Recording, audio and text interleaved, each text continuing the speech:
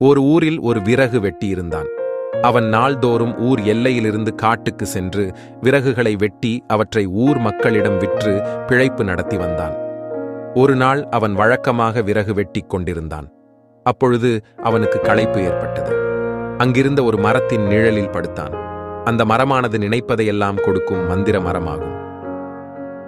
இந்த விஷயம் அவனுக்கு தெரியாது. அப்பொழுது தென்றல் காற்று சில்லென்று வீசியது. அது அவனுக்கு சுகமாக இருந்தது. இம்மாதிரியான நேரத்தில் ஒரு பஞ்சுமெத்தை இருந்தால் எவ்வளவு நலமாக இருக்கும் என்று அவன் மனதில் நினைத்தான். என்ன ஆச்சரியம்! பஞ்சுமெத்தையும் வந்து சேர்ந்தது. விறகு வெட்டிக்கு மகிழ்ச்சி தாங்க முடியவில்லை. உடனே அவன் அதில் ஏறிப் படுத்தான்.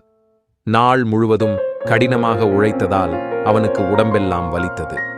இந்த சமயத்தில் முதுகு, கை, கால் பிடித்துவிட இளம் பெண் ஒருத்தி இருந்தால் எவ்வளவு நன்றாக இருக்கும் என்று மனதில் எண்ணினான். என்ன அதிசயம்! அடுத்த கணம் அங்கு ஒரு இளம்பெண் தோன்றி அவனுடைய கை, கால்களை பிடித்து விட்டுக் கொண்டிருந்தாள். விறகு வெட்டிக்கு ஒன்றுமே புரியவில்லை. அவன் மகிழ்ச்சி வெள்ளத்தில் மிதந்தான். அவன் ஆச்சரியப்பட்டான்.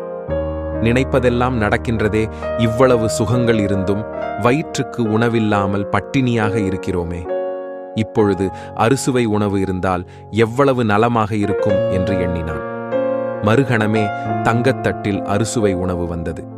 பல வகை உணவுகள் வந்தன. விறகு வெட்டி அனைத்தையும் வயிறார உண்டான். உண்ட மயக்கம் தொண்டனுக்கு உண்டு என்ற பழமொழிக்கு ஏற்ப விறகு வெட்டிக்கு உறக்கம் வந்தது. படுத்தான். அவன் மனதில் திடீரென்று ஒரு பயம் தோன்றியது. நாம் காட்டில் தனியாக அல்லவா இருக்கிறோம்? இப்பொழுது ஒரு சிங்கம் ஒன்று நம் முன் வந்து நம்மை கொன்றுவிட்டால் என்னவாகும் என்று நினைத்தான். மறுகணம் அவன் முன்னால் ஒரு சிங்கம் தோன்றி அவனை கொன்றுவிட்டது. நீதி சொல்வது என்னவென்றால், நம் எண்ணப்படிதான் நம் வாழ்க்கை அமையும்.